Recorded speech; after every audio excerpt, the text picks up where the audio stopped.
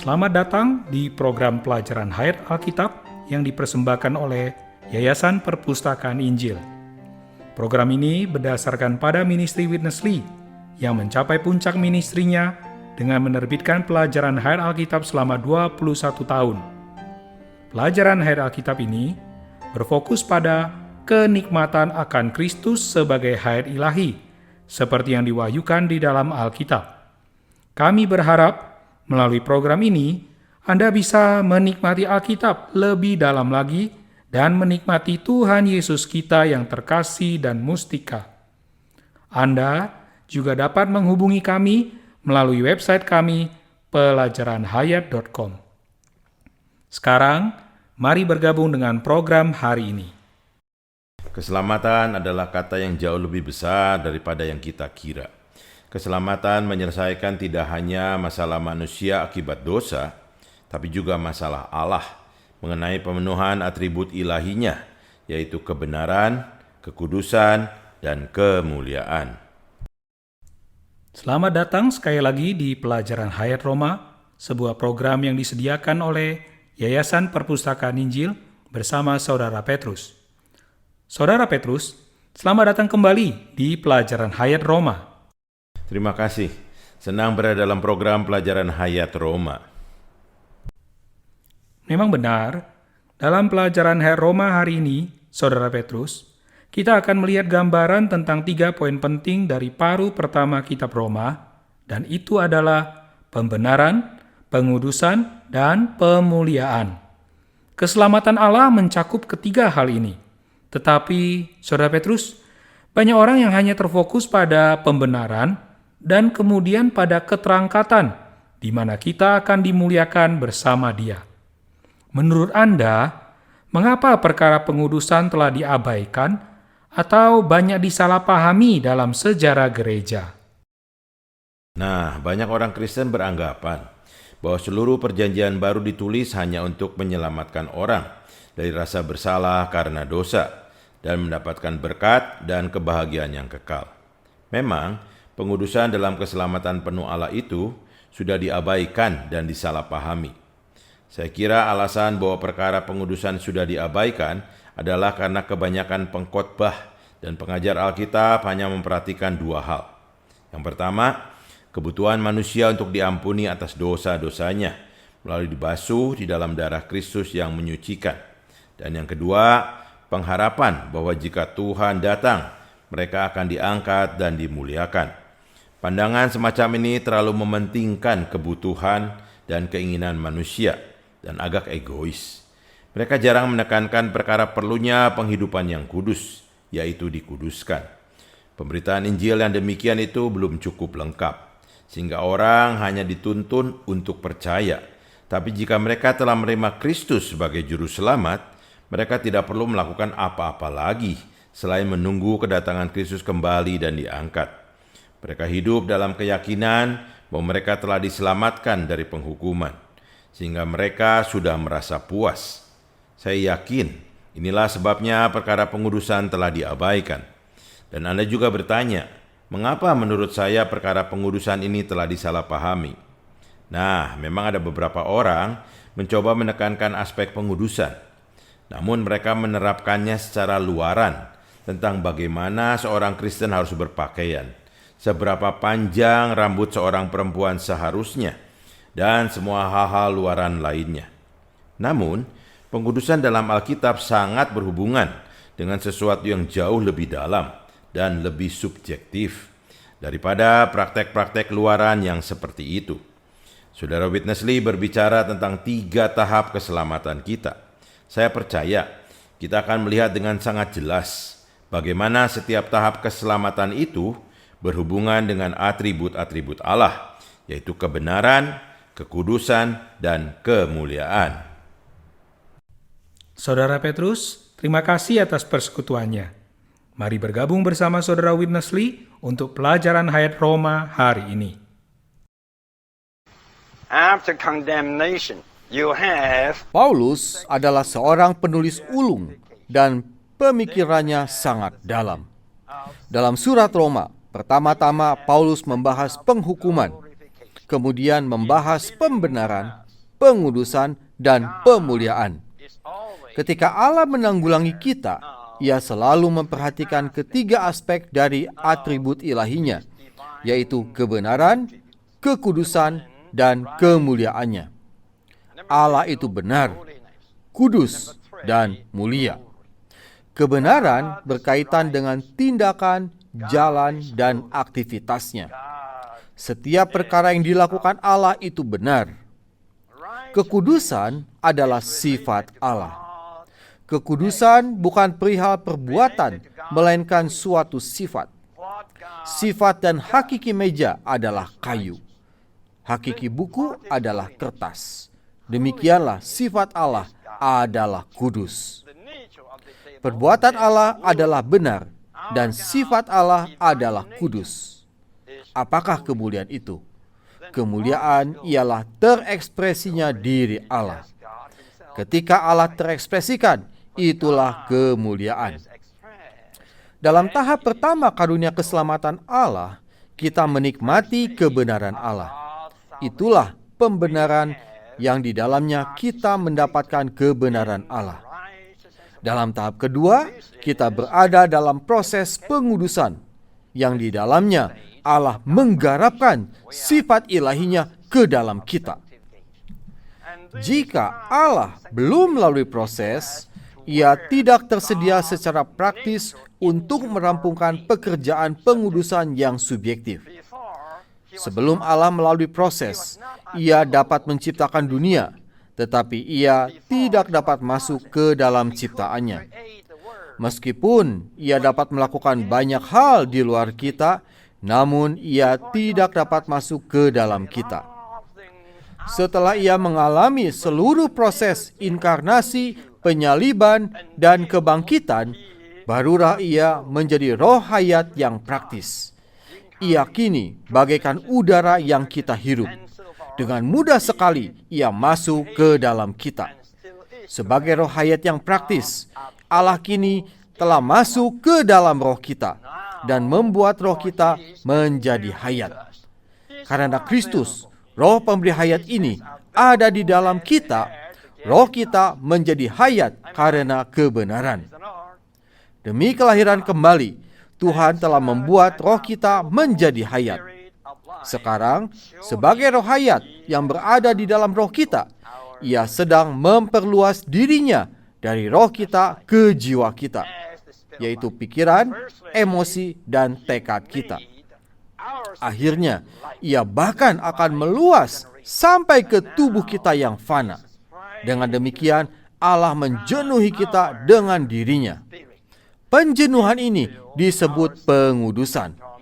Melalui penjenuhan ini, Allah menggarapkan dirinya dan sifat kudusnya ke seluruh diri kita, ke dalam roh, jiwa, dan tubuh kita.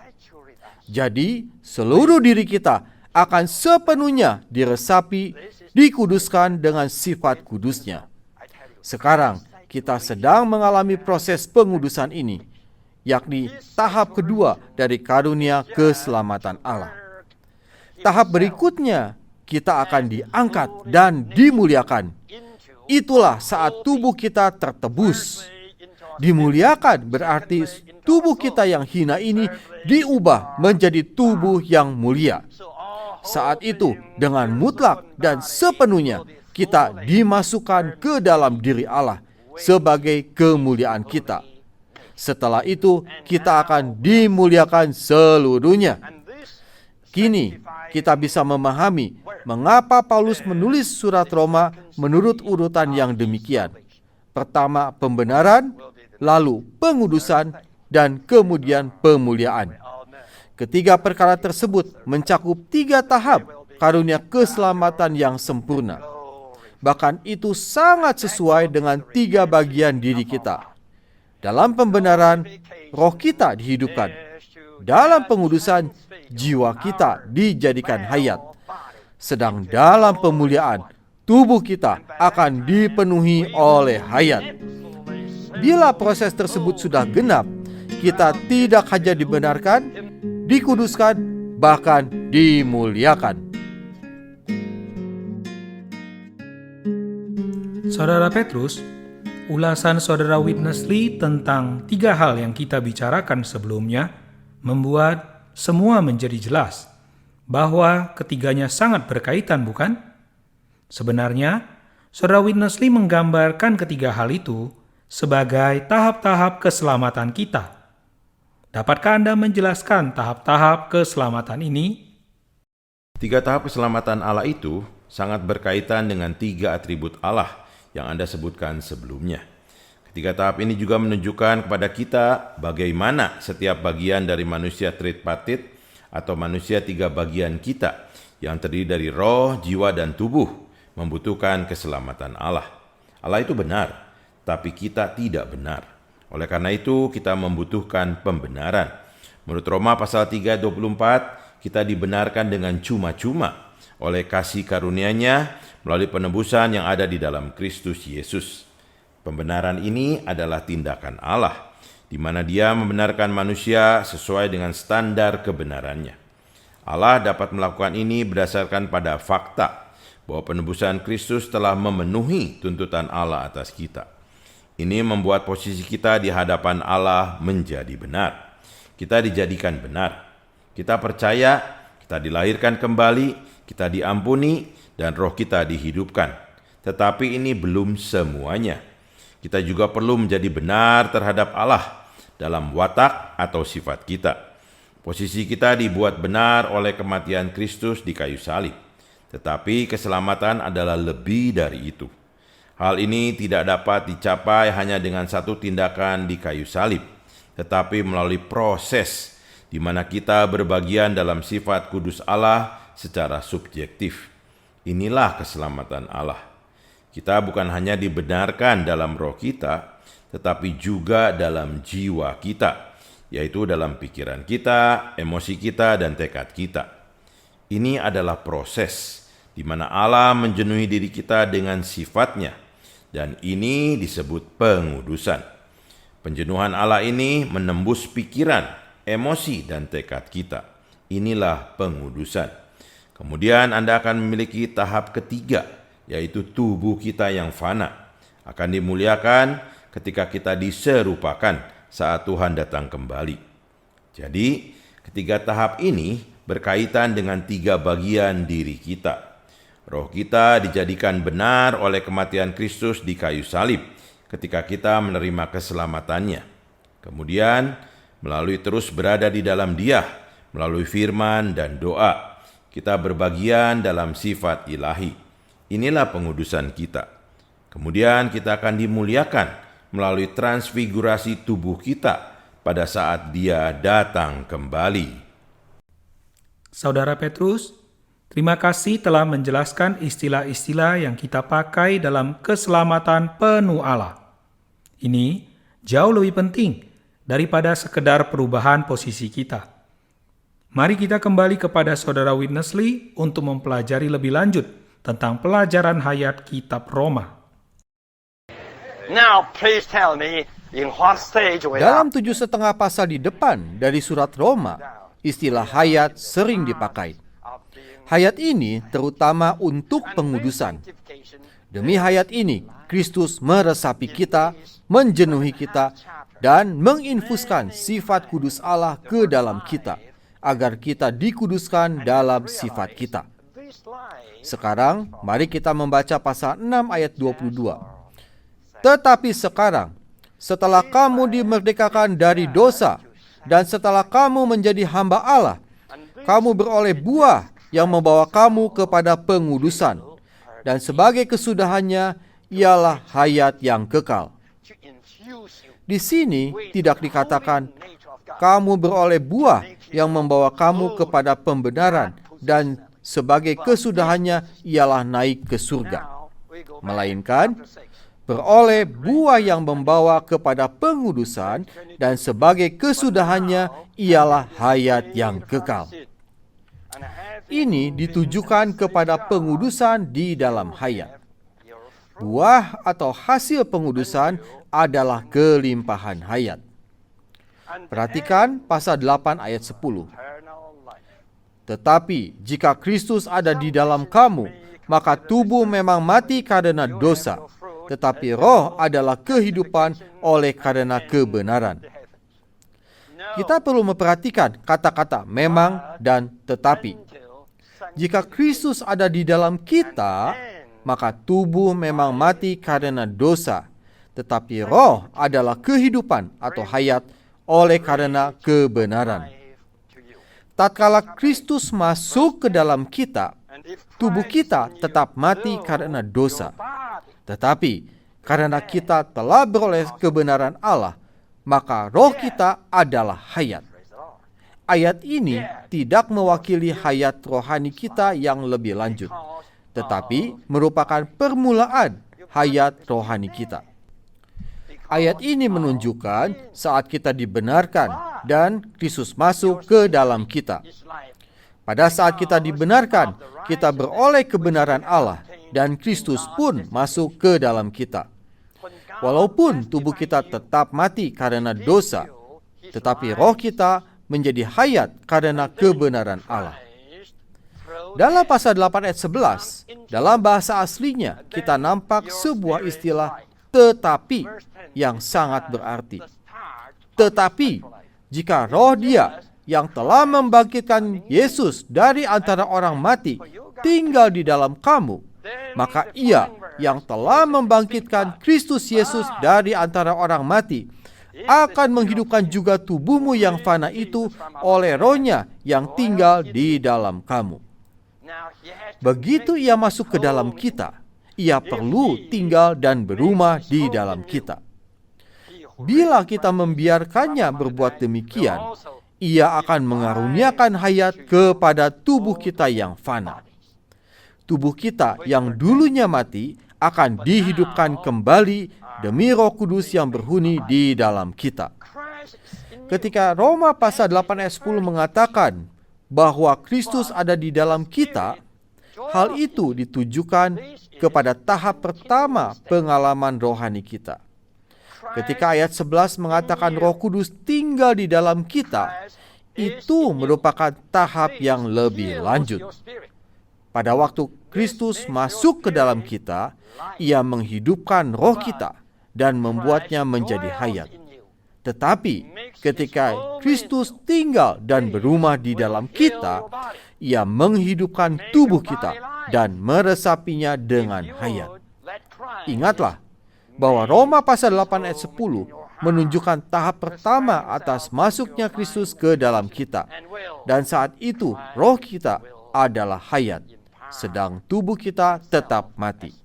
Akan tetapi, bila mulai saat itu kita membiarkan Kristus berumah di dalam kita, yakni membiarkannya memperluas dirinya ke dalam pikiran, emosi, dan tekad kita, Ia bahkan akan menyalurkan dirinya ke tubuh kita sebagai hayat.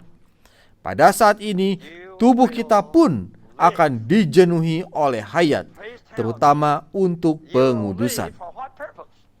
Roma pasal 8 ayat 13 melanjutkan, sebab jika kamu hidup menurut daging, kamu akan mati. Tetapi jika oleh roh kamu mematikan perbuatan-perbuatan tubuhmu, kamu akan hidup. Jika kita mematikan perbuatan-perbuatan tubuh kita oleh roh, kita akan hidup. Ini terutama untuk pengudusan, agar kita diresapi oleh Kristus secara tuntas dan sepenuhnya. Ayat 11 mengatakan bahwa jika roh itu tinggal di dalam kita, Ia akan menyalurkan hayat kepada tubuh kita yang fana. Ayat 13 mengatakan bahwa jika kita mematikan secara perbuatan tubuh kita, kita akan hidup. Ini berarti Ia meminta kita bekerja sama dengan Dia. Secara batiniah, kita perlu membiarkan Kristus, Roh pemberi hayat itu, berumah di dalam hati kita, supaya Dia dapat menyalurkan hayatnya ke dalam tubuh kita.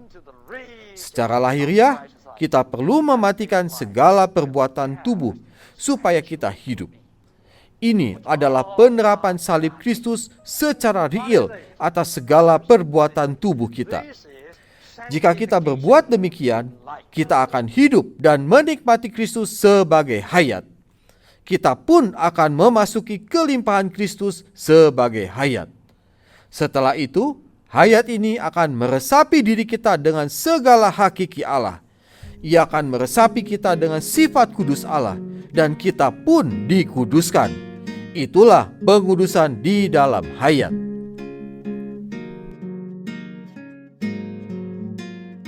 Saudara Petrus, kita memiliki sebuah ayat dalam Roma pasal 8, yaitu ayat 10, yang digambarkan oleh saudara Witness Lee sebagai awal dari kehidupan rohani kita. Jika Kristus ada di dalam Anda, roh adalah hayat karena kebenaran.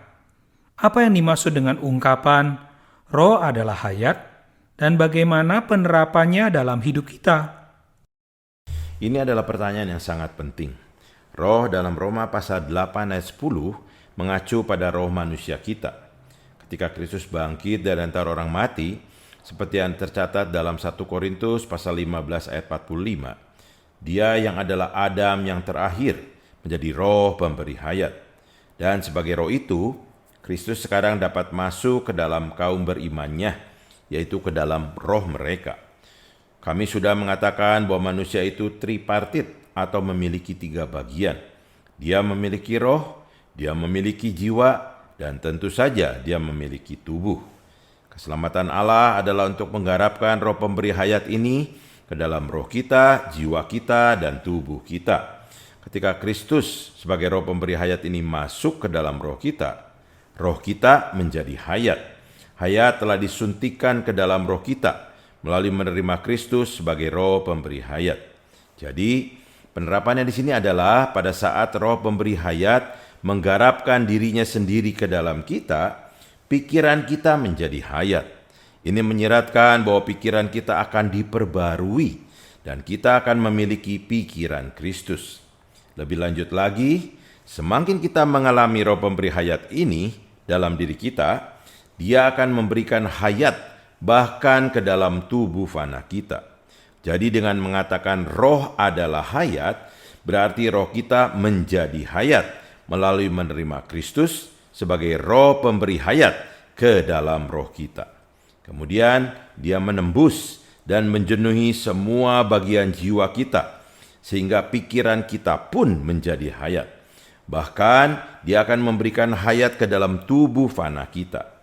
Jadi saya berharap kita semua bisa menyadari bahwa hari ini kita umat Kristiani sedang ada di dalam proses pengudusan. Dari pengalaman kita mengetahui bahwa proses ini berlangsung jika kita melatih roh kita, berseru kepada Tuhan, mendoa bacakan firman Allah, berhimpun bersama umat Allah, dan juga berbicara tentang Allah dan segala kekayaannya. Terima kasih Saudara Petrus. Ini benar-benar awal dari kehidupan rohani kita. Mari kita kembali ke Saudara Witness Lee untuk kesimpulan pelajaran hayat kita. Praise the Lord. God has done so much. Allah harus menggenapkan perujukan, penebusan, pembenaran, dan pendamaian. Setelah bekerja secara objektif untuk memberikan kebenarannya kepada kita, kini Allah sedang bekerja secara subjektif untuk menyalurkan kekudusannya ke dalam kita. Allah akan mentransfusi dan menginfuskan sifat kudusnya ke dalam kita, agar di dalam diri kita terdapat esensnya yang ilahi dan kudus itu. Kita akan diresapi dan dijenuhi sepenuhnya dengan sifat kudus Allah. Itulah pengudusan yang tercantum dalam surat Roma. Walaupun pengudusan mempunyai aspek kedudukannya, tetapi yang kita lihat dalam surat Roma bukan aspek ini. Apakah tujuan pengudusan sifat itu? Tujuannya ialah Allah ingin melahirkan banyak putra. Apa yang Tuhan lakukan di tengah-tengah kita hari ini adalah mencelikan mata kita, supaya kita nampak bahwa kita memerlukan karya pengudusannya. Kita memerlukan hayatnya yang mampu menguduskan kita. Kita memerlukan hayat kekalnya untuk menggarapkan dirinya yang kudus ke dalam sifat kita, agar kita dapat sungguh-sungguh dengan real menjadi putra-putranya. Bukan dalam perkataan saja, melainkan dalam realitasnya. Sekalipun kita telah terlahir sebagai anak-anak Allah, namun kita tidak mirip putra Allah. Karena itu, kita memerlukan pengudusan subjektif di dalam hayat itu. Pengudusan menghasilkan pengubahan. Kita perlu diubah dari satu corak ke corak lain. Tidak hanya corak lahir yang perlu diubah, tetapi juga sifat batin dan esens batin harus diubah. Pengubahan substansi batin ini memerlukan proses pengudusan. Terpujilah Tuhan, Ia bekerja di dalam kita. Kita telah dibenarkan. Kita kini sedang dalam proses pengudusan. Allah menggarapkan kekudusannya ke dalam kita, dan kita akan dikuduskan di dalam hayat. Tuhan bekerja di dalam roh kita, dan dari pusat diri kita terus meluas ke setiap bagian kita, hingga mencapai lingkaran sekitarnya. Kemudian, kita akan diresapi sepenuhnya oleh sifat kudusnya itu. Jadi, seluruh diri kita akan dikuduskan oleh Kristus, Roh pemberi hayat, dan oleh hayatnya yang 4 ganda. Saudara Petrus, saya ingin mengulangi doa singkat Saudara Witness Lee di sesi terakhir ini. Agar Tuhan mencelikkan mata kita, supaya kita nampak bahwa kita memerlukan karya pengudusannya. Sepertinya, sebagai orang Kristen, kita sering dianjuri untuk melakukan langkah-langkah menuju kemenangan atau berbagai macam program atau rahasia kehidupan rohani. Namun sebenarnya, kita hanya memiliki satu kebutuhan. Bukankah begitu, Saudara Petrus? Benar, kita hanya memiliki satu kebutuhan, dan kebutuhan itu adalah diri Allah itu sendiri. Agar kita dapat dikuduskan, kita tidak dapat bergantung pada usaha kita sendiri. Langkah-langkah menuju kemenangan, atau berbagai macam program, atau rahasia kehidupan rohani, atau praktek keagamaan apapun. Yang kita perlukan hari ini hanyalah penjenuhan sifat kudus Allah melalui menikmati Kristus, mengasihi Kristus, makan firman-Nya, berhimpun bersama umat Allah, dan melatih roh kita. Ini adalah kebutuhan kita, tidak hanya menjadi benar melalui kelahiran kembali, tapi juga menjadi kudus menurut sifat ilahi Allah, yang olehnya kita mengalami tahap pengudusan. Saudara Petrus, saya menikmati persekutuan Anda hari ini. Ini adalah pelajaran hayat yang sangat penting dalam kitab Roma yang membahas tahap pengudusan. Dan kita telah melihat pemandangan yang luar biasa tentang paruh pertama kitab ini. Saya senang Anda berbagian hari ini dan saya menantikan kunjungan Anda berikutnya. Terima kasih, saya juga menantikannya. Kami akan kembali besok dengan pelajaran hayat yang luar biasa dari kitab Roma bersama Saudara Witness Lee. Kami berharap dapat bertemu dengan Anda nanti. Terima kasih telah mendengarkan hari ini.